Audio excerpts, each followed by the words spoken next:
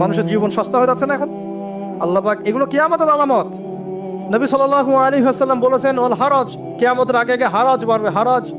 সাহাবীরা বলছেন মাল হারাজ, হারাজ কি ইয়া রাসূলুল্লাহ? তিনি বলছেন আল কতল, আল কতল, গণহত্যা বাড়বে, গণহত্যা। এই একজন মুসলিম যে লা ইলাহা ইল্লাল্লাহ বলে, সে বেঁচে থাকা পর্যন্ত আল্লাহ পাক কিয়ামত দিবেন ইনশাআল্লাহ। তোমরা যখন কাউকে পিটাও বা তাসতুম জাব্বারিন, কঠিন পিটান পিটাও, তোমরা কঠিন মাই মারো একদম, আল্লাহ পাক খুব অপছন্দ করেন আদম সন্তানকে হাত তোলা। আর আমরা তো কিছু হলেই গালে থাপ্পড় মারি না, এটা করি না?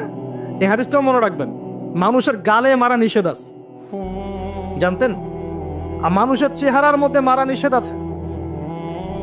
এই গালে চর মারা, গালে নাকে ঘুষি মারা, এই জিনিসগুলো নিষেধ আছে। কারণ এই চেহারাটা আল্লাহ রাব্বুল আলামিন, মানে আদম সন্তানের এই স্ট্রাকচারটা আল্লাহ রাব্বুল আলামিন সূরা সদের মধ্যে বলেছেন, খালাকতু বিয়াদাই